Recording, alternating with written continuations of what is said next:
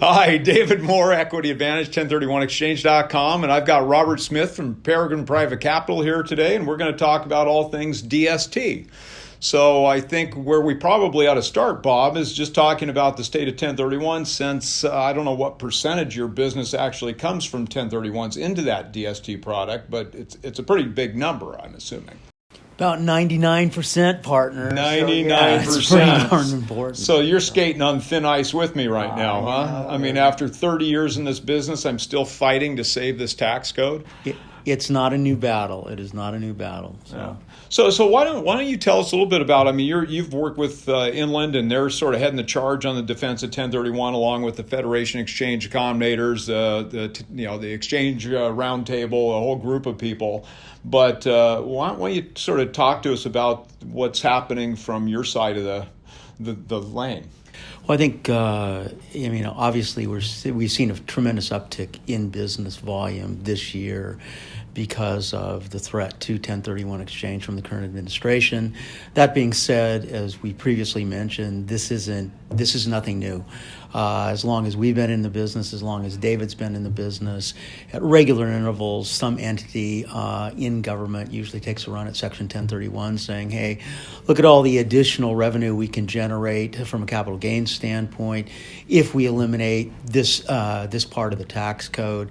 And fortunately, NAR and other very well-heeled and very well-informed organizations have been able to beat that back, again, repeatedly by spending lots of time and energy on Capitol Hill, educating legislatures as to how Section 1031 is actually a revenue positive part of the tax code as opposed to negative in terms of the amount of business activity it generates and corresponding tax revenue that comes from that. So I'm confident in our ability to beat it back this time as well.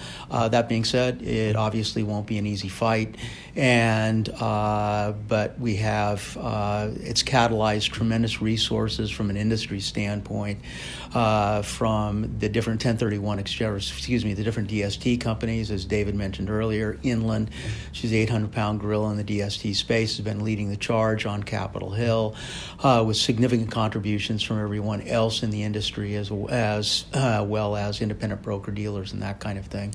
So we're cautiously optimistic that we will survive again. That being said, we can't take that for granted, and we got to put as much time, energy, and boots on the ground as possible to make sure that this doesn't happen, because it affects lots and lots of people, not just the wealthy. Yeah.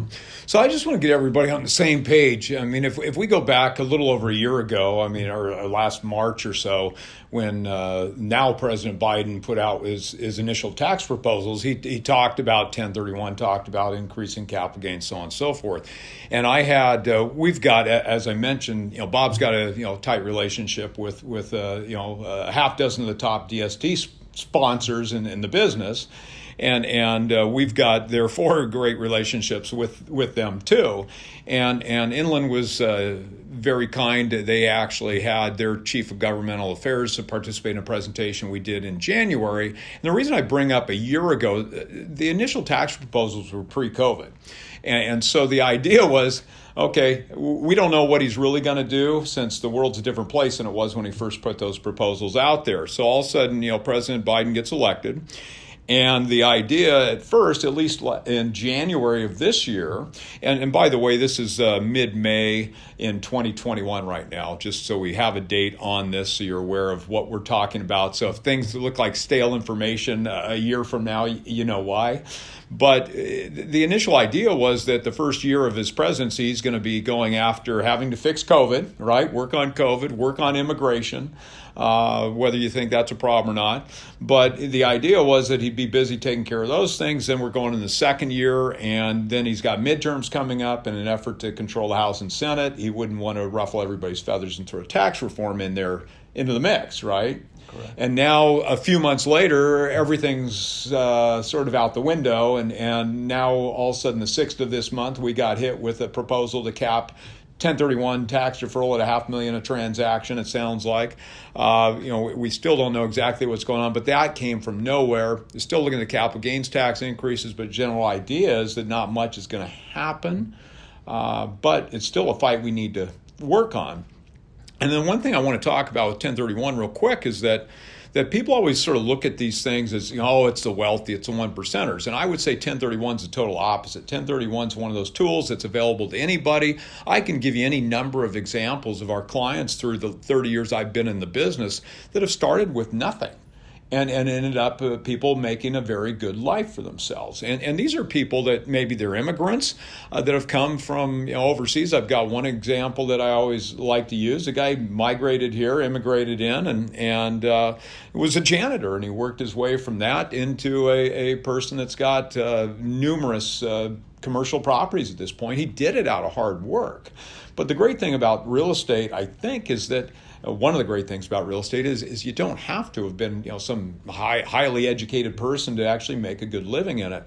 I think our politicians, through rent control and everything else, are really damaging what people's ability to make a living is on this stuff, and therefore ultimately their rent control measures are going to decrease the available units for a whole variety of reasons.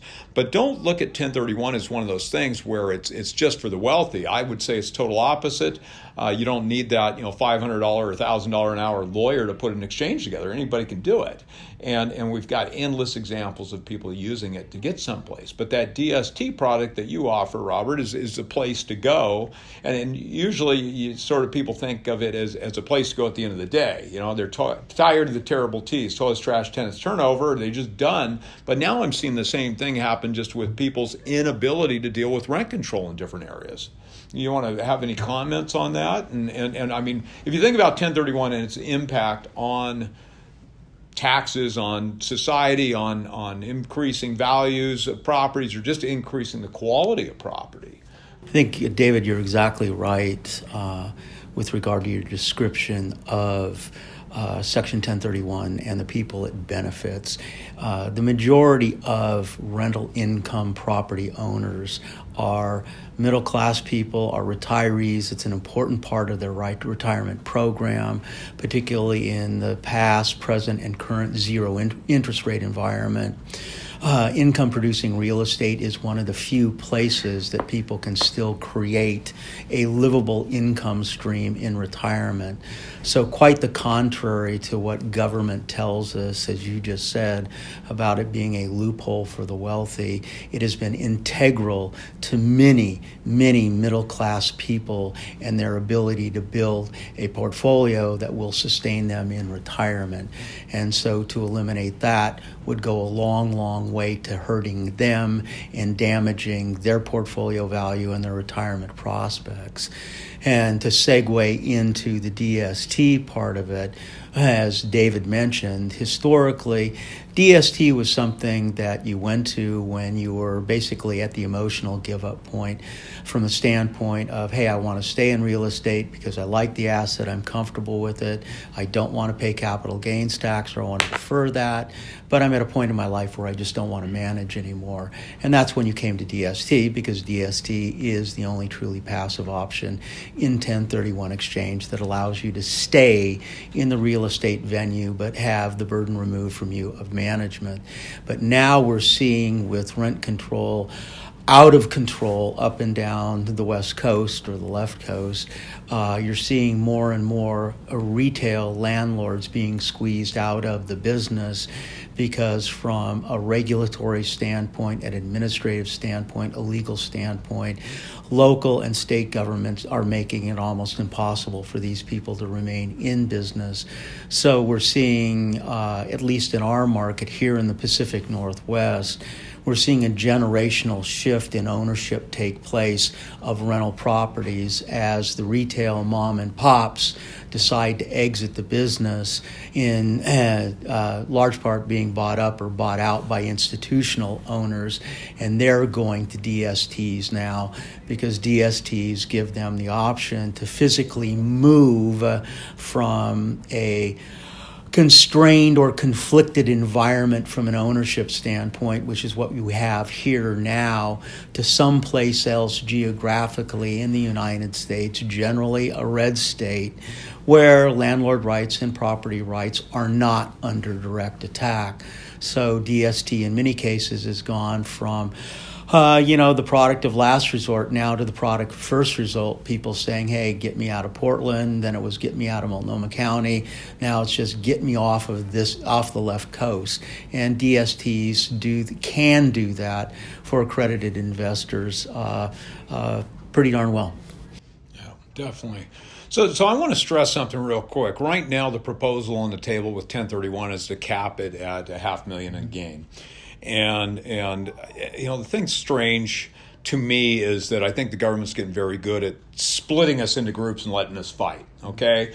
And so for the first time, I'm seeing even real estate brokers saying, well, gee, I'm not opposed to the $500,000 because, it doesn't really impact my market. And I think that's very short-sighted perspective of things. And I would say that $500,000 number, I could be totally off base, but I sort of look at it as I can see where the government came up with it. Say, gee, the universal exclusion section 121 on a home sale is that $250,000 individually or $500,000.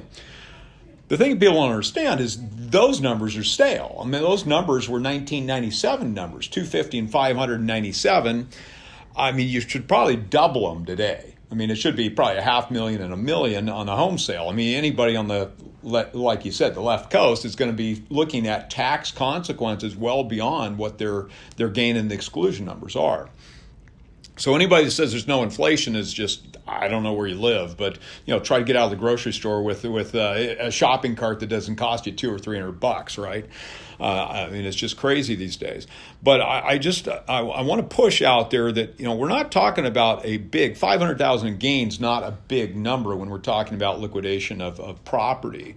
And I think what we've got to look at, and number one, understand that 1031. Why would 1031 taking away 1031 actually be a net negative in tax revenue for the government? I'll tell you why. Because one real estate transaction, if we're looking at just going into a DST, for example, somebody sold a property, you got brokers getting paid there, you've got inspectors, inspections, appraisers, you've got escrow people, finance people, the management people, you've got contractors, Home Depot, all of these different people that are paying normal income tax on one transaction. Then on the purchase side, the same thing's happening yet again.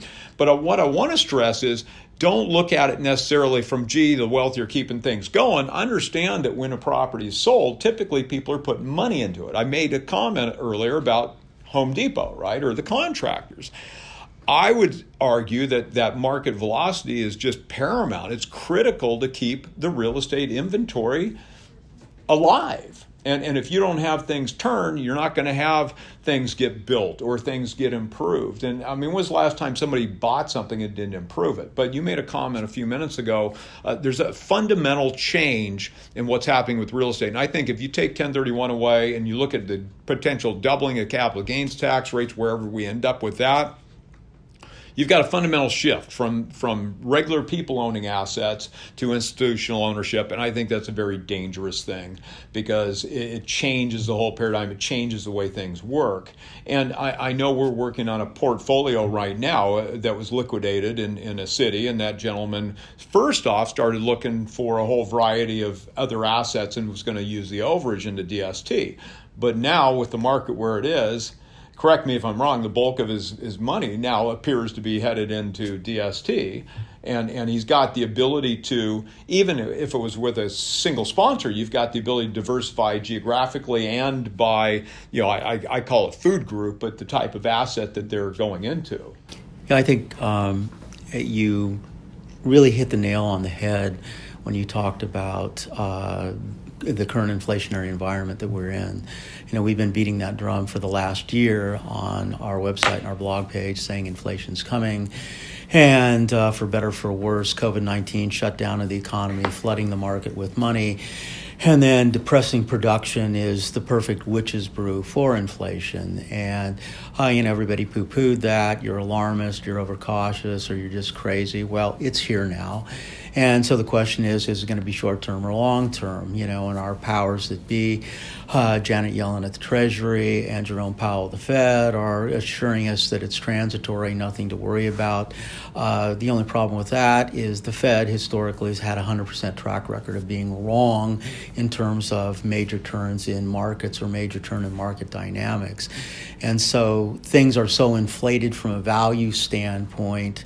Those numbers, as David mentioned earlier, they're archaic. It makes no sense. So to limit 1031s to $500,000 from a gain standpoint would penalize almost everyone in the mix, and it would also begin to. It wouldn't freeze assets, but it would certainly put a profound chill on asset velocity in terms of movement and improvement, which in turn would obviously have a negative effect on the price of a housing. And there's an old saying that the road to hell is paved with good intentions, and you have all these government folks at the local, state, and federal level that are all up in arms about affordable housing, but everything that they do or want to do, whether it's Oregon becoming the first all rent control state, eliminating 1031 exchange, capping the gain, all that kind of thing, will ultimately contribute to less affordable housing because there will be less inventory, there will be less movement, so it will be bad for everyone. So if you look at one of the reasons so our sister company, IRA Advantage, IRAadvantage.com, we self-direct IRAs, 401k plans for people that want to buy things Wall Street doesn't offer. But if you look at one of the benefits of a self-directed retirement account is you get to, number one, invest in what you know, right? I mean, we don't have issues with insider trading type stuff, so that's a big positive. But the other thing that people love about that is they can make a difference locally, right? So they can, if they want to invest regionally or in their own hometown, they can do that. They can make a difference, right? And I think what we're seeing with this fundamental shift is that you've got more and more remote ownership, and so you don't have those people being the good citizens in that community. And that's the danger, and that's where I really see the different regions, especially with the real high rent control, they're really sort of selling their souls. I mean, they're taking from a local person and giving it to a national or international presence, depending on what's going on. David, just to interrupt before I forget, you're exactly right, because in our 21 years in the DST space, which is from its inception, I think every landlord that we've ever dealt with, retail mom and pop landlord, they have all had their rents under market because all of these people value tenant quality, tenant continuity above optimizing rental income. So when you have local ownership, you have the most responsive possible ownership to the needs of tenant, to the needs of people who have housing. And government policy is forcing things in exactly the opposite direction by squeezing these people out and enfranchising institutional owners who will be infinitely less responsive to individual needs, to community differences, and that's not going. So they will in all likelihood end up with exactly the opposite result of what they originally articulated. Yeah. So it's interesting. I mean, it's a really interesting time. But I want to stress once again, we're talking about just tax reform a little bit and just sort of introduction on DSTs, Delaware Statutory Trusts. We live in a world of acronyms. Bob earlier mentioned NAR. NAR, for those out there, is National Association of Realtors, which is a huge ally of ours. And we need them. But if you look at whether we're talking about elimination of stepped-up basis, we're talking about increased capital gains tax rates, or the restriction or elimination of 1031, all those things lead to lower market velocity, which I think we've established is not a good thing for anybody. But we're going to do what we can to fight this fight. If you're looking for a way you can help, please reach out. You can contact C Moore, CMOORE, at 1031exchange.com. And that's Celia, and she can get you in touch with the people that can make a difference. We've got a variety of allies out there. Inland's a big one for us, and we all need to step up to make a difference here. And I think if you've got stories that you'd like to share out there of success, somebody that started with a little and ended up doing pretty well, or maybe they just have a comfortable living, please reach out and tell us those stories. We're looking for those, and you can take a look at 1031.org, 1031.com. That's the FEA. And there's a tax reform link there to help us save this tax code. But once again, David Moore here with Robert Smith, Peregrine Private Capital. Thank you, Bob. And as we get news on tax reform, we will be putting information out. And it's really obscure right now. So we're just doing our best to shut it down before it actually gets any momentum. Thank you very much for the time today. David Moore, Equity Advantage, 1031exchange.com. Robert Smith, Peregrine Private Capital. Thank you.